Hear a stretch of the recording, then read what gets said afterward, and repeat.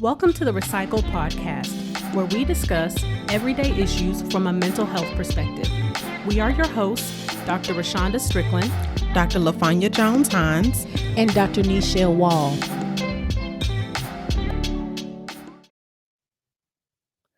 Welcome back. It's supervision time. Today's mood music is brought to you by Britney Spears, and it is Toxic. Okay, so today we're going to be talking about the origins of Karen. I love this topic. It's just said. so, so in 1965, did you ladies know that Karen was the most popular baby? Well, was the third most popular baby name in that era? Not at all. I would have thought it was like Jessica or something. No, it was Karen. And in 1965, we know what was going on around that time and the behaviors that was learned, the thoughts that were taught, the learned behaviors. Lots of unrest. Yeah. Yes. So, how do you think that impacts the middle-aged women we identify as Karens now? I definitely think that the women of that time saw a lot of, inequities and disparities between people, and that it's okay to treat certain people a certain way. And, when that stuff happens in your formative years, it just goes on to be more solidified into your adulthood unless you make active steps to try and do something differently. Yeah. I think a lot of times what we end up seeing in therapy is them being forced to change because of their children. And their children venturing out into other ethnicities or other styles of life and different things of that nature. And so in order for them to be able to love their kids and family members fully, they either have to grow or they have to stay the same, and staying the same isn't going to work. Well, I think the thing about it is we see the entitlement part of it. And when they have that, when they learn entitlement, it's just like any other behavior. It's hard to unlearn that if that's what you learn was the right way to, treat other people, act in society, show up in society. Like, it's hard to change that. Come on, cognitive dissonance. Absolutely. Yeah. I think a sense of entitlement is, I was reading this article and they were talking about how the more entitled you are, the less likely you are to do certain behavior change because you don't see the need for it to unless you're being watched. So that's not stalkery, creepery. Okay. So in that particular study, one of the things they were talking about, there's all kind of details about it, but anyway, what they were saying was that when somebody that had entitled behavior was not being watched, they tend to move slower. They had these puzzles they had to figure out, so they moved pretty slow and just kind of muddled through it. But when they knew somebody was paying attention to them, that they actually put on a show and excuse me, y'all, performed faster and more accurately when they knew somebody was watching them. So no integrity. Yeah. So then when you kind of bridge that over to the Karen type of behavior, when you see them being really loud, really, over the top. It's because people are watching them. They have an audience. Yeah. Now I got to put on a show. Yeah. That's so yucky. It is. Well, if you think about the era that they were brought up in, they had posters of, hey, we're going to do this to these people at this time, at this tree. Yes. Thank you for making it PC. Yes, I'm trying. I think also rhymes with bench. Yeah. And it's Willie's last name. Also, I think something that is important for our interns to know is that Karen is where we are now. But that's not how all of this started. Like, these things have been going on for centuries. It's not just a new concept. We've just made this is just the name now. It's revisiting it.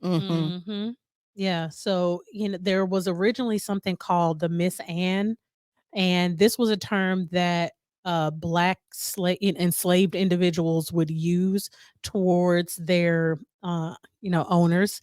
their female owners as a way to kind of poke fun of them and talk about their behavior in a way that was cloaked. Yeah. So like I have a friend that used to call Caucasian individuals Americans. So when she didn't want people to know that that's what she was doing, she would say, well, the Americans. Yeah. Well, the Americans. So it kind of put me in that same headspace of like when they would say, oh, well, Miss Ann was over there doing XYZ, Yeah. So it's a kind of unspoken language. But amongst that's how people. we had to be. And that's why we have such good eye contact when we be in situations like, Yes. Like you. Yeah. Yeah. That is hilarious. Whole discussions without having a discussion. If y'all have seen, I don't know if y'all have seen this movie or not. We were just talking about it the other day, but I can't remember. So forget it. it's okay. It's okay. But I definitely think that this is something that had, like you said, has progressed over the years, because the society has changed, so it's required it to change over the years, and how we describe this type of individual and the way that they show up in the world has had to change as well. Even though the mindset the underlying mindset may be the same, but I know that I can't go out there and say some of the things that the, Miss Ann may have been able to say. Yeah. But the reason Miss Ann said it is exactly the same as the reason why I would say and behave the way that I would today. Yeah, I agree with that. Yeah. So how do you think these individuals develop these behaviors? No checks and balances. Mm. And it's, a form of transgenerational trauma. A lot of times we talk about the trauma from the people of color but we don't realize that there's also trauma from the person that is giving it to other people too. They don't realize like living in a assaultive society, because the other word I want to say I can't. Assaultive society also impacts them. Oh, for sure. Doing these things, it erodes you. No matter how much it was a normal thing in your family system, how many generations. Because you got to think, if they came over here in the early 15, a little late 1400s, like if your family's been doing this since then, what quality of life do you now have in comparison to that? Yeah. And if you haven't healed those things, it just repeats and continues to fester, and your DNA eventually changes. Well, and I think it changes you as well, because what if you were one of those people who really didn't agree with what your family was doing? Yeah. It's a lot of people who have sat by and watched things happen, and there's a part of me that understands it because it's self-preservation. Oh yeah. But there's another part that's like, come on. Come on. Yeah. Yeah. It makes me, another piece that makes me think about is the idea of powerlessness. And, in this, I think sometimes we forget about the patriarchal / misogyny piece of all of this. And that even though these women are, being very hurtful and tyrannical towards other people, they are likely just displacing their own hurts from being in a misogynistic society at that time. Yeah, because misogyny is not just depicted with men; it's all genders, all ethnicities. We happen to be talking about a very specific one today, right? But it impacts, and we act on it if you're not aware of it. Oh, absolutely. And you feel this sense of like, I don't have control over my life, and I can't control what I say, what I do, if I can work. Again, we're talking about very old society, but then I need to, now that anger and frustration that I feel about not being able to do or being controlled myself in so many other ways, I now need to take that energy and put it somewhere. Well, and I have to also teach myself how to get what I want. And that can be very conniving, vindictive, boisterous, and loud, and angry. The games people play. Yeah, for sure. So I think the way that our original culture was set up made it very prime for this to be an issue that, those particular women struggle with. Yeah. Because essentially they didn't have a voice. Mm-hmm. So, I mean, they couldn't vote. They could, it Mhm. was a lot of things that we can do now. Now, granted, I'm not saying that this behavior was needed, but Sure. in their era, they may have needed to be that way growing up, or their mothers taught them to be that way because they didn't have a voice. Like they couldn't vote. They wasn't in control of their own bodies. They, you know what I mean? It was just so Mhm. many different Mhm. things that the women in that era had to go through. And that's not an excuse for it to continue to be happening today, but Yeah. Just giving you the origin Yeah. story. Right. It's not to excuse or absolve anybody from the horrors that result from this type of Yeah. behavior, Yeah. but you can explain something without justifying it. Yeah. Mhm. I think another part that is important, especially for us, because it impacted our era the most, we're kind of in the in between of the Miss Ann and the Karen. Mm-hmm. We had the Beckys, Mhm. Yes. the The- Beckys with the good hair. The young bucks. Yeah, Or the so young Beckys. I think that's important for us to also touch on and just have a realization that it didn't just jump from enslaved Mhm. people and their owners to current day 2023. Oh, yeah. That has so morphed over the course of 200 to 300 years. Mhm. Yeah. I don't even know if it's possible to, it's kind of like it's still apples to apples, but it's like Granny Smith apple to like a Fuji apple. Don't give them the good apple. It's like a red delicious. A red delicious. We're still both apples, but we taste vastly different. Yeah. And I would agree with you that I think our experience is more the Becky, because Mhm. we're just now transitioning over to the age category where the Karen would be. Yeah. Yeah. Because remember, Karens are middle aged now. Mhm. Yeah. They used to be the Beckys. They did. They used to be the Beckys. And I think one of the key indicators about the Becky is that she doesn't believe internally that she's exhibiting these types of Mhm. behaviors and thought processes that the older Karen Mhm. does. And we haven't even gotten into like the Susan or the Gertrude, who's Mhm. like the grandma Mhm. to the Karen.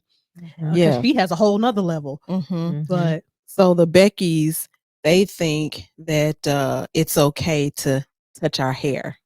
They think that because they date a person of color that they're down. I'm trying to really calculate my words. Mhm, mhm. Yeah, it's almost as if it gives them license to infiltrate a society when you don't really need a license to infiltrate. Just come in, observe the situation Mhm. that you're walking into like anybody, and see where you fit in and see what is consensual and acceptable for that person that you're dealing with. I think that's the issue that I often see. I remember growing up as a kid, and a lot of times I would be the only black little girl in my classes, and there was always somebody that wanted to touch my hair. And back then I had super, super long hair. My mom used to have it plaited up for the week and down my back. And they always wanted to come grab it and be like, oh, it feels like cotton, ma'am. Mhm. Little ma'am.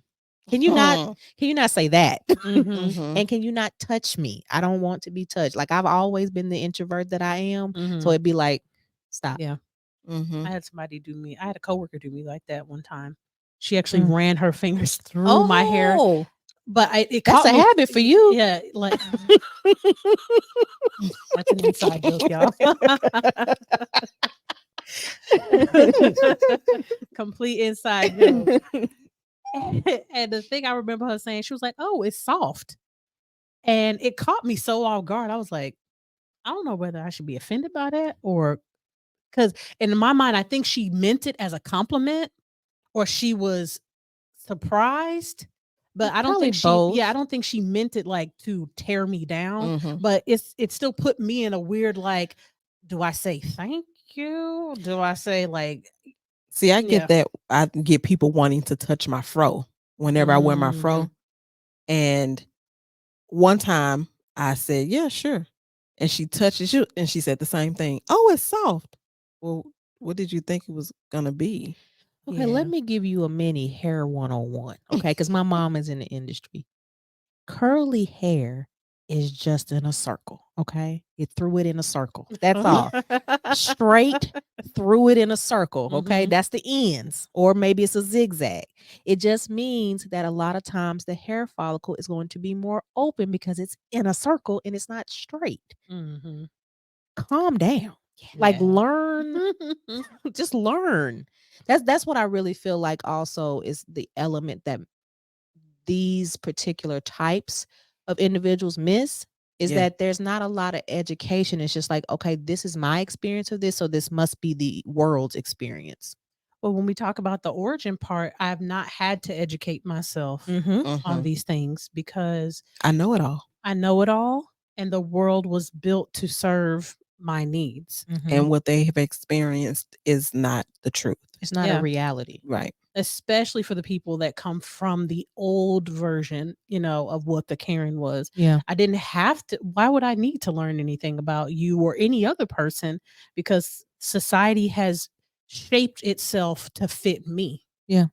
Yeah. And it's very odd when you think of it historically aligned with the planet. Like this era of all of this is a very short time period on this planet. So to think that this is the way it's always been is very, it's a little special. It is. It's a little special. Yeah. It is. My goodness. My God, today. Okay. So my thoughts are, how in the world do you even know? Like, if you listening to this and you not, a brown skinned person, and you're like, well, am I a Becky? Am I a Karen? I'm Miss saying. Or Miss Mm. Ann? Oh Lord. You probably not listening to our podcast if you're a Miss Probably Ann, not. but But maybe it's just your in case, mom or you were somebody. doom scrolling and we came up on the feed. Right. You never know. But like my question is like, how does a person like know? Like, oh, I might be, exhibiting some Karen like behavior. Well, I think they'll just have to come back next week so they can know what that is. Agreed. Stay tuned. You hear that cliffhanger, that teaser? Well, I will say then, come back next week to hear more about what a Karen is. So, as y'all know, we always end off with a quote. And today's quote is from Steve Maraboli. Beware, it is a quick transition from a nourishing sense of gratitude to a poisonous sense of entitlement.